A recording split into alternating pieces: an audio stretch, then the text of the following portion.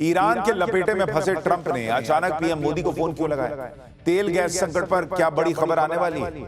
इधर मुनीर डील कराने के सपने बेच रहा, उधर स्ट्रेट ऑफ हॉर्मूज को लेकर ट्रंप और मोदी की क्या बात?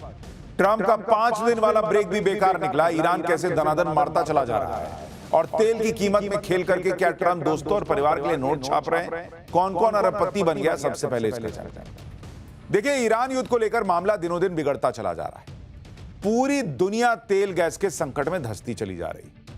ट्रंप अलग ईरान के दलदल में धंसे हुए हैं, वो निकल नहीं पा रहे हैं। और ट्रंप के दिमाग में चल क्या रहा है कोई नहीं जानता बॉस।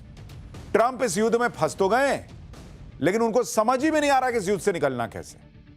और वो पूरा हाथ पैर मार रहे हैं, और जैसे दलदल में होता है जितना हाथ पैर मारिए उतना धंस जाइएगा, वही ट्रंप के साथ हो रहा है। वो युद्ध के दलदल में फंस गए, जितना हाथ पैर मारते हैं उतना ईरान नीचे खींच लेता है। इसी में आज अचानक ट्रंप ने प्रधानमंत्री नरेंद्र मोदी को फोन लगा दिया। प्रधानमंत्री नरेंद्र मोदी से ट्रंप की बातचीत तब हुई जब कल से ये खबरें चल रही हैं कि ट्रंप ईरान से बातचीत करके कोई डील करना चाहते हैं, लेकिन ईरान से बात करने वाला भी तो कोई होना चाहिए, कह रहे हैं। ईरान ने तो सीधे अमेरिका से बात करने से मना कर दिया, इसलिए किसी तीसरे को इसमें घुसना होगा। क्या प्रधानमंत्री मोदी को ट्रंप ने इसलिए फोन लगाया कि भाई आप कुछ कीजिए, देखिए कैसे ईरान से सेटिंग हो सकती है? या फिर बात कुछ और है जिसके बारे में आगे आपको बताऊंगा कि ट्रंप और नरेंद्र मोदी की क्या बात हुई है। क्योंकि आप यह भी देखिए कि युद्ध में बीच बचाव के लिए बिना किसी तीसरे देश के आए युद्ध रुकने वाला तो लग नहीं रहा।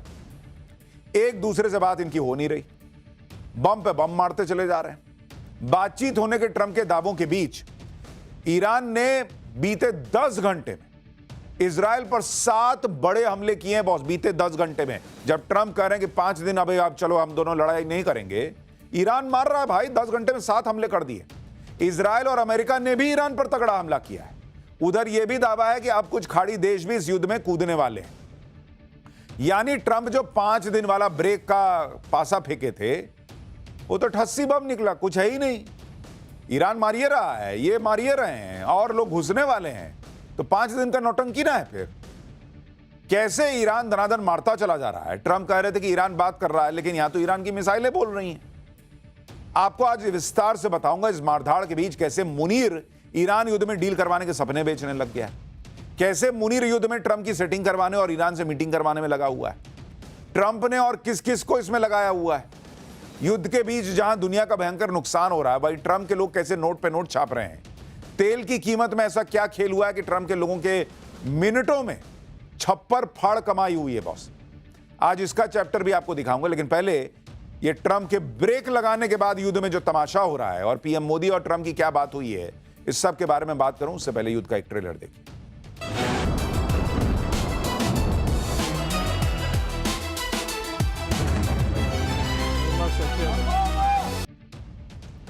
देखिए, ईरान अमेरिका युद्ध में आज की सबसे बड़ी खबर यही है कि डोनाल्ड ट्रंप ने इस पूरे युद्ध के बीच में प्रधानमंत्री नरेंद्र मोदी को फोन घुमा दिया है।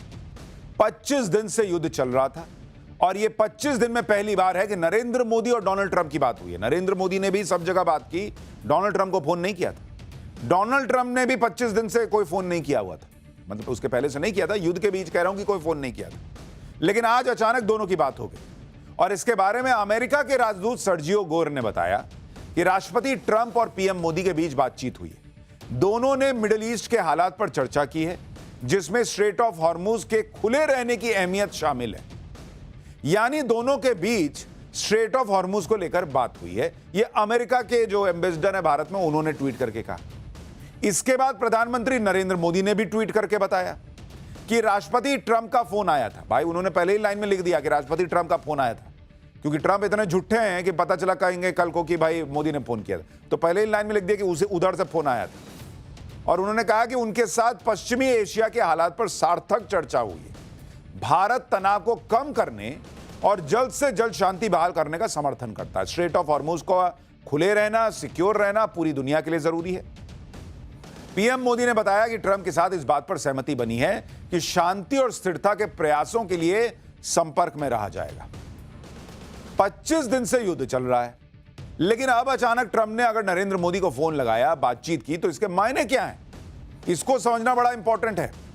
देखिए, इसमें 2 चीजें हो सकती है। पहली बात तो यह हो सकती है कि युद्ध में चौतरफा फंसे ट्रंप अब युद्ध से बाहर निकलने के लिए भारत की मदद चाहते हैं, क्योंकि भारत ईरान से भी दोस्ती किए बैठा है।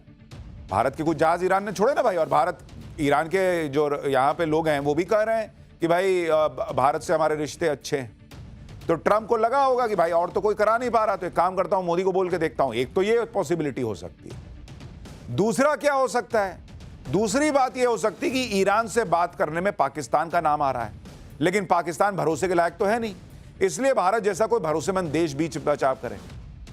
ये पहले वाले का सब पार्ट है।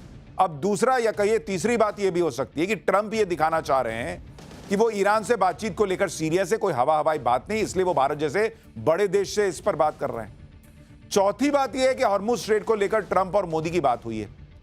हॉर्मुज स्ट्रेट खुलने से नहीं खुलने से ट्रंप फंसे हुए हैं।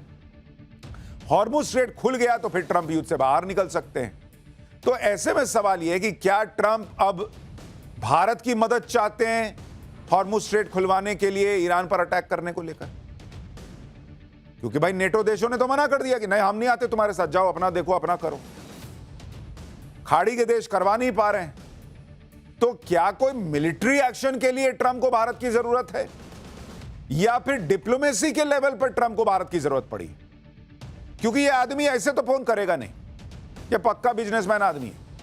ये कुछ ना कुछ सेटिंग गेटिंग करने के लिए, डील करने के लिए, भारत की मदद लेने के लिए फोन किया है, इंफॉर्मेशन देने के लिए फोन नहीं किया होगा। अब देखिए यहां से क्या जवाब मिला वो इंपॉर्टेंट है। मुझे नहीं लगता भारत कोई मिलिट्री एक्शन में मदद करने जाएगा।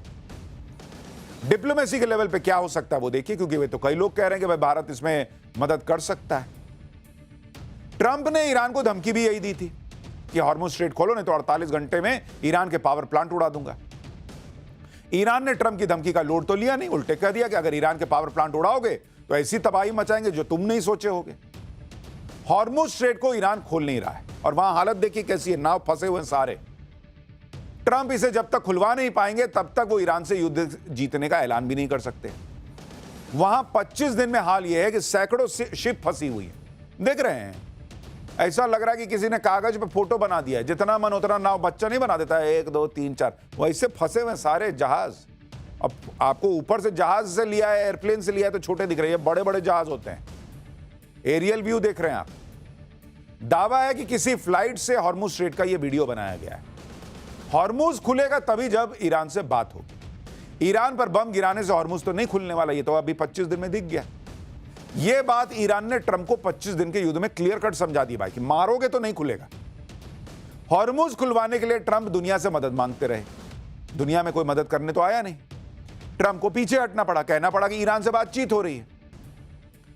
देखिए बहुत संभव है कि डोनाल्ड ट्रंप को यह समझ में आ गया है कि भाई 5 दिन मैंने ईरान को दिए हैं, 5 दिन बाद हम जो है वो अच्छी डील कर लेंगे, मुझे लगता है वो कर रहे। लेकिन उनको समझ में आ गया 10 घंटे में कि उन्होंने 5 दिन की बात की, उधर से ईरान मारता चला गया। तो इनको यह समझ में आ गया है कि इनके बूते का तो है नहीं ईरान को चुप कराना, ईरान से डील कर पाना, क्योंकि ईरान ने इनकी सारी नवाबी निकाल के छोड़ दी है।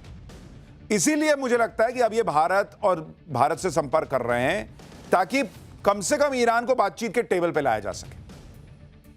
क्योंकि 5 दिन बाद भी अगर कुछ नहीं हो पाया तो ये क्या मुंह दिखाएंगे? वैसे ही पब्लिक इनका मुंह देखना नहीं चाह रही है, जिस तरह से पब्लिक को, दुनिया को इन्होंने फंसा के छोड़ दिया है। ट्रंप ने दावा कर दिया कि ईरान को ऐसा फोड़ा कि वो डर की वजह से बातचीत के टेबल पर आ गया, लेकिन उनको अंदर से अंदर पता है ना कि क्या हो रहा है। भाई ईरान ने इजराइल के तेल अवीव और हाइफा में भयानक हमले किए हैं। 10 घंटे के अंदर 7 मिसाइल बैराज दागी। ट्रंप के ऐलान के बाद तेहरान के रिहायशी इलाकों में मिसाइलें गिरी। उधर ईरान के खुर्रम शहर और इस्फहान में पावर ग्रिड और गैस सप्लाई नेटवर्क पर हमले हुए। पाइपलाइन फटने से खुर्रम शहर में ब्लैकआउट हो गया। यानी युद्ध वैसा ही चल रहा है जैसा चल रहा था। ये ट्रंप ने नौटंकी की कि हमने 5 दिन की बात की है, 5 दिन में हो जाएगा, और इसीलिए आप फोन लगा रहे हैं इधर उधर कि भाई कुछ तो कराओ, बड़ी बेइज्जती हो जाएगी। भाई देखो, ट्रंप भले ही ईरान से बातचीत का दावा करें, लेकिन युद्ध के मैदान में भीषण बमबारी चल रही है, यह ट्रंप को समझ में आ रहा है। इजराइल में कल पूरी रात सायरन बजे हैं बॉस। तेल अवीव में ईरान की मिसाइलों ने नींद उड़ा दी लोगों की। इनमें ईरान की क्लस्टर बैलिस्टिक मिसाइलें शामिल थी। जब ये मिसाइल गिरती हैं तब ऐसा लगता है जैसे एक साथ कई मिसाइल गिर रही हैं, जबकि ये एक मिसाइल होती है। इसके वॉरहेड टारगेट पर गिरने से पहले ही आसमान में बिखर जाते हैं। और ज्यादा तबाही मचाते हैं। देख रहे कैसे जा रहा है, एकदम झुंड बना के फट जाता है। विदेशी मीडिया के दावों के मुताबिक 10 घंटे में ईरान ने इजराइल पर 7 बार मिसाइलों के बैराज दागे। इजराइल के तेल अवीव में, हाइफा और ईरान में नेशार में ईरानी मिसाइलों ने तबाही मचा दी। नेशार के अपार्टमेंट में मिसाइल गिरने से पूरे इलाके में कोहराम मच गया। इजराइल के तेल अवीव में ग्राउंड जीरो से हमारे सहयोगी की रिपोर्ट देखिए, आपको समझ में आ जाएगा कि इजराइल में कल रात क्या हुआ है। टाइम्स नाउ नवभारत की टीम अभी पहुंची है तेल अवीव के उस इलाके में जहां की एक मेजर मिसाइल आके गिरा है। हमारी अभी सुपरिटेंडेंट से बात हुई, उन्होंने कहा कि यह क्लस्टर एमिनेशन ना होकर के एक पूरा का पूरा मिसाइल था जो कि सड़क पर गिरा है और वहां पर आप देख सकते हैं कितना बड़ा डिस्ट्रक्शन क्रिएट हुआ है। चाहे वो फर्स्ट फ्लोर हो, सेकंड फ्लोर हो, थर्ड फ्लोर तक जाके डिस्ट्रक्शन पहुंचा हुआ है। लेकिन एडमिनिस्ट्रेशन ने यह साफ बताया कि यहाँ इंजरी हुई है थोड़ी बहुत, लेकिन कोई यानी ईरान रुकने का नाम नहीं ले रहा, वो लगातार इजराइल को फोड़ रहा है। ट्रंप बातचीत का दावा कर रहे हैं लेकिन ईरान मिसाइलें मार रहा है। ईरान की मीडिया यह कहकर मजाक उड़ा रही है कि talks with the US underway through missile strikes. वो कह रहे हैं हम बातचीत तो कर रहे हैं लेकिन वो बातचीत हमारी मिसाइलें कर रही हैं। इस बीच ईरान ने अमेरिका का एक सुसाइड ड्रोन मार गिराने का दावा किया है। ईरान की फोर्स न्यूज एजेंसी ने एक वीडियो जारी किया। इस वीडियो में एक काले रंग का सुसाइड ड्रोन क्रैश हुआ पड़ा है। ईरानी न्यूज एजेंसी ने इसे अमेरिका का ल्यूकस ड्रोन बताया है। 25 दिनों के इस युद्ध में ईरान ने अब तक अमेरिका के 131 ड्रोन मार गिराने का दावा किया है। इधर ईरान फोड़ता चला जा रहा है, उधर इजराइल भी नहीं रुक रहा। कल रात तेहरान में रिहायशी इलाके में भयंकर एयर स्ट्राइक हुई जिसके बाद पूरा इलाका हिल गया। एक बिल्डिंग तो पूरी तरह से तबाह हो गई जबकि दूसरी बिल्डिंग में एक फ्लोर रहने के लायक ही नहीं बचा। ईरान ने आरोप लगाया है कि हमला अमेरिका और इजराइल ने किया। ये तस्वीरें आपको तेहरान की दिखा रहा हूं। मतलब दोनों तरफ भयंकर तबाही मची हुई। सोचिए, बम और मिसाइलें तब गिर रही हैं जब ट्रंप ने 5 दिन के लिए ब्रेक लगा रखा है हमले पर। जब ट्रंप ये कह रहे हैं कि बातचीत चल रही है तब मिसाइलें गिर रही हैं। ऐसे में ट्रंप की बातों को कोई सीरियसली कैसे लेगा बॉस? ट्रंप दावे बड़े बड़े फेंक देते हैं। उनकी ईरान में कुछ लोगों से बात हो रही है कह देते हैं, वो ईरान में टॉप के लोग हैं कह देते हैं। ट्रंप का दावा है कि ईरान अब वैसा ही करेगा जैसा वो चाहेंगे, तो अब तक क्यों नहीं किया? और कर रहा है, आपके चाहने पर कर रहा है, तो तेल अवीव कैसे फोड़ रहा है? आप चाहते हैं क्या इजराइल पर अटैक हो? वो कह रहे हैं कि जैसा वेनेजुएला में ट्रंप ने किया था वैसा ही ईरान में होगा। वेनेजुएला में तो ट्रंप ने वहां के राष्ट्रपति मादुरो को उठवा लिया था, फिर मादुरो के ही करीबी सहयोगी डेल्सी रोड्रिगेज को कमान सौंप दी। यही फॉर्मूला ट्रंप ईरान में अपनाना चाहते हैं, लेकिन ईरान वेनेजुएला नहीं है। ट्रंप ये दावा कर रहे हैं कि वो ईरान में बहुत सॉलिड व्यक्ति से बात कर रहे हैं, लेकिन वो सॉलिड व्यक्ति है कौन ये तो बताओ बॉस। उनको खुद नहीं पता है, क्योंकि फेंकने में कुछ थोड़ी लगता है। कुछ मीडिया रिपोर्ट्स ने ट्रंप प्रशासन के हवाले से बताया कि अमेरिका ईरान की संसद के स्पीकर मोहम्मद बगैर गलीबाफ से बातचीत कर रहा है। मोहम्मद बगैर गलीबाफ ईरान की संसद के अध्यक्ष हैं। इनकी गिनती ईरान के शक्तिशाली नेताओं में की जाती है। ईरान की राजनीति में मोहम्मद बगैर गलीबाफ एक बड़ा नाम है। वो IRGC के पूर्व कमांडर और तेहरान के मेयर रह चुके हैं और सीधे तौर पर सुरक्षा बलों और सुप्रीम लीडर के करीबी रहे। लेकिन अगर अमेरिका इनसे बात कर रहा है तो खुल के नाम लेता है। ये तो सोर्सेज से खबरें चल रही हैं। लोग कह रहे हैं कि ट्रंप हवा में तीर चला रहे हैं, क्योंकि ईरान के जिस नेता से अमेरिका ने बातचीत करने का संकेत दिया उस नेता ने तो तुरंत कह दिया कि झूठ बोल रहा है। ईरान की संसद के स्पीकर मोहम्मद बगैर गलीबाफ ने इन सभी मीडिया रिपोर्ट को सिरे से खारिज कर दिया। सोशल मीडिया पोस्ट में उन्होंने लिखा कि अमेरिका के साथ कोई बातचीत हुई भी नहीं की है। वित्तीय और तेल बाजारों में हेरफेर करने के लिए ऐसी झूठी खबरें फैला रहा है आदमी। अमेरिका और इजराइल युद्ध के इस दलदल में फंस चुके हैं जिससे बाहर निकलने के लिए फर्जी खबरों का इस्तेमाल किया जा रहा है। यानी अमेरिका और डोनाल्ड ट्रंप नोट छाप रहे हैं बॉस, और मैं आपको बताऊंगा अभी कैसे। ट्रंप की बातों पर किसी को भरोसा नहीं रह गया, इसलिए आप देखिए कि क्रूड ऑयल के दामों में फिर से आग लग गई है। कल ट्रंप के 5 दिन वाले बयान के बाद ब्रेंट क्रूड ऑयल की कीमत 10% गिर गई थी, लेकिन आज फिर क्रूड ऑयल के दाम 4% बढ़कर $104 प्रति बैरल पहुंच गए, क्योंकि लोगों को दिख गया कि अरे ये आदमी बोला और रात भर बम फटा है, कैसे तेल की कीमत कम होगी, फिर भाग गया वो ऊपर। कई लोग कह रहे हैं कि ट्रंप ने जिस तरह से अचानक ईरान से बातचीत होने की बात कही उसके पीछे शेयर मार्केट और ऑयल मार्केट का बड़ा खेल है, क्योंकि आरोप लग रहा है कि ट्रंप मार्केट खुलने से ठीक पहले युद्ध पर बड़ा ऐलान करते हैं। कुछ लोग मार्केट में मोटा मुनाफा कमाते हैं। आरोप लग रहा है कि कल ट्रंप के युद्ध पर ऐलान से पहले ही कुछ चुनिंदा लोगों को यह खबर लीक कर दी गई और उन लोगों ने जमकर ट्रेडिंग की जो अप्रत्याशित थी। फाइनेंशियल टाइम्स के मुताबिक न्यूयॉर्क के समय के मुताबिक सुबह 6:49 से 6:50 के बीच व्यापारियों ने ब्रेंट क्रूड और West Texas intermediate crude WTI crude में 5,000 करोड़ रुपए के दाव लगाए थे बॉस। ये दाव ट्रंप के ईरानी एनर्जी साइट्स पर हमला कर टालने के ऐलान से लगभग 15 मिनट पहले हुआ। इत्तेफाक है। ये दाव कच्चे तेल की कीमतों में गिरावट को लेकर थे और जैसा दाव लगाया गया वैसा ही मार्केट में हुआ। एक तरफ जहां किसी को भनक नहीं थी कि ट्रंप ऐसा करेंगे, वहीं दूसरी तरफ कुछ लोग ऐसे थे जिन्होंने खबर ब्रेक होने से पहले ही तेल के ऊपर दाव लगाया और भयंकर पैसा कमा लिए। दावा है कि इन ट्रेडर्स ने 20 मिनट में 938 करोड़ रुपए का शुद्ध मुनाफा कमाया, यानी 47 करोड़ रुपए प्रति मिनट का प्रॉफिट। एक्सपर्ट्स के मुताबिक कोई भी बड़ा से बड़ा ट्रेडर इतने कम वक्त में ऐसा रिस्क नहीं लेता है, वो भी ट्रेडिंग शुरू होने से ठीक पहले। एक थ्योरी यह भी चल रही है कि ट्रंप वीकेंड पर ईरान पर तगड़ा हमला करेंगे जब मार्केट बंद रहता है, जिससे सोमवार को जब अमेरिकी मार्केट खुलेगा तो वो ज्यादा स्टेबल रहेगा और ट्रेडर्स को मुनाफा हो जाएगा। तीसरी थ्योरी के मुताबिक ट्रंप 5 दिन का ब्रेक लगाकर टाइम बाय कर रहे हैं, जिससे ट्रंप को ईरान में अमेरिकी मरीन उतारने का वक्त मिल जाए। वॉशिंगटन पोस्ट के मुताबिक जिस दिन ट्रंप की डेडलाइन खत्म हो रही है उसी दिन यूएस मरीन्स मिडिल ईस्ट पहुंच जाएंगे। अमेरिका 2 बैच में करीब 5,000 अमेरिकी मरीन्स उतार रहा है। खबर चल रही है कि अमेरिका सीधे स्ट्रेट ऑफ हॉर्मुज से नहीं घुसेगा, वो चाबहार पोर्ट के रास्ते ईरानी इलाके में एंट्री लेगा। खर्ग आइलैंड, हॉर्मुज आइलैंड और नॉर्थ ओमान जिनकी सबसे ज्यादा चर्चा है, वहां से हमला न करके अमेरिका ईरान को शॉक करने की कोशिश करेगा। इसलिए ट्रंप अपनी मरीन्स के पहुंचने का समय ले रहे हैं। आप यह भी देखिए कि इधर बातचीत का माहौल बनाया जा रहा है, उधर यह रिपोर्ट भी आ गई कि अब युद्ध में खाड़ी देश भी कूद सकते हैं। वॉल स्ट्रीट जर्नल की रिपोर्ट के मुताबिक सऊदी अरब और यूएई भी युद्ध में कूदने की कगार पर खड़े हैं, क्योंकि ईरान ने उनकी इकोनॉमी को बहुत ज्यादा नुकसान पहुंचा दिया है और हॉर्मुज स्ट्रेट को ब्लॉक कर दिया।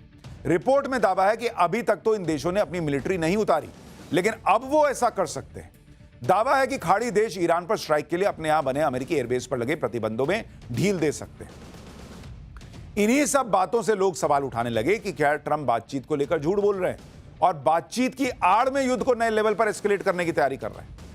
अब ट्रंप के दिमाग में क्या चल रहा है इससे तो कोई नहीं जानता। क्या नरेंद्र मोदी से उनकी बातचीत चाबहार पोर्ट को लेकर हुई है कि उधर से घुसने वाले हैं? क्या कोई नहीं जानता पर्दे के पीछे क्या चल रहा है। लेकिन यह बात भी सच है कि ईरान से कांटेक्ट करने की कोशिश ट्रंप के लोग कर रहे हैं, क्योंकि कई रिपोर्ट्स में यह दावा किया गया है कि ट्रंप ने अपने 2 करीबी लोगों को इसमें लगाया हुआ है। कहा जा रहा है कि ट्रंप ने अपने दोस्त स्टीव विटकॉफ और दामाद जेरेड कुशनर को ईरान से बातचीत के काम पर लगा दिया है। इनके बारे में आपको बता देता हूं। स्टीव विटकॉफ ये न्यूयॉर्क के बड़े रियल एस्टेट कारोबारी और विटकॉफ ग्रुप के फाउंडर हैं। ये ट्रंप के पुराने और बहुत करीबी दोस्त हैं। ट्रंप ने विटकॉफ को ईरान के साथ शांति वार्ता के लिए अपना विशेष दूत बनाया। ट्रंप के दूसरे करीबी हैं जेरेड कुशनर। ये ट्रंप के दामाद साहब हैं। ट्रंप की बड़ी बेटी इवांका ट्रंप से इनकी शादी हो रखी है। कुशनर ट्रंप के पिछले कार्यकाल में उनके सलाहकार थे। माना जाता है कि कुशनर ने इजरायल हमास युद्ध रुकवाने में अहम भूमिका निभाई थी। इसलिए ट्रंप ने ईरान के साथ शांति बातचीत करने के लिए उन पर भरोसा जताया कि जा बेटा तू ही कुछ कर, ससुर को बचा। लेकिन ट्रंप के सामने दिक्कत है कि जिन 2 लोगों को ईरान से कांटेक्ट करने और बातचीत करने के लिए लगाया गया, ये वही लोग हैं जिन्होंने पहले भी ईरान से बातचीत की, लेकिन उस बातचीत के बीच ही ईरान पर हमला करवा दिया। इसलिए ईरान इन पर भरोसा नहीं कर रहा और ना ही सीधी बातचीत हो रही है। ट्रंप को इसलिए बैक चैनल से कुछ और देशों को, कुछ लोगों को लगाना पड़ा है। खबर है कि अमेरिका और ईरान के बीच किसी संभावित बातचीत के लिए जिस जगह को चुना गया, वो जगह पाकिस्तान की राजधानी इस्लामाबाद है।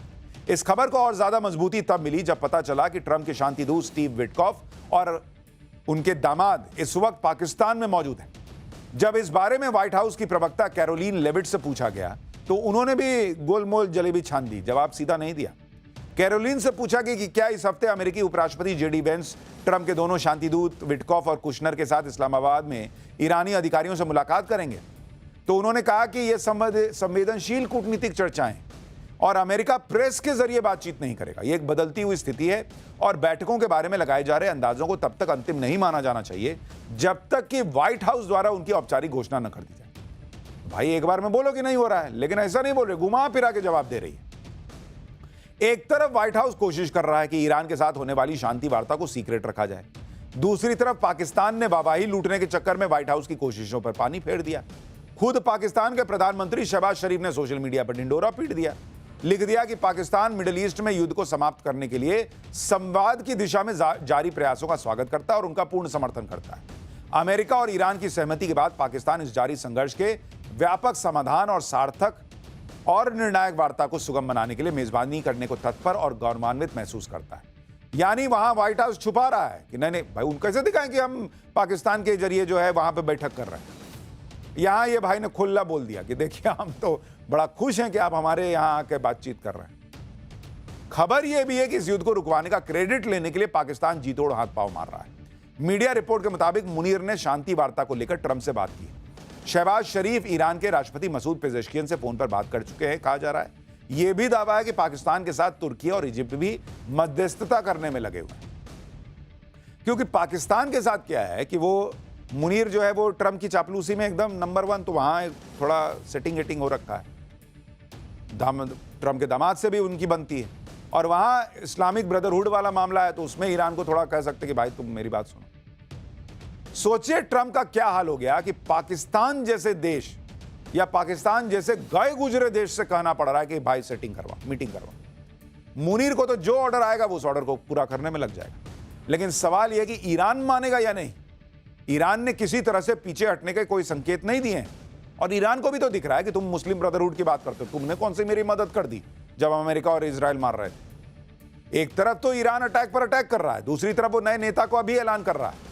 अमेरिका और इजराइल ने ईरान की टॉप लीडरशिप को खत्म कर दिया, फिर उसके बाद जो नेता आए उनको भी खत्म कर दिया, लेकिन ईरान नए नेता नियुक्त करता जा रहा है। आप देखिए कि अली खामनेई के बाद ईरान ने मुस्तफा खामनेई को नया सुप्रीम लीडर बना दिया, और अब ईरान के सुरक्षा प्रमुख अली लारिजानी की खाली कुर्सी पर नया नेता लाकर बिठा दिया गया है।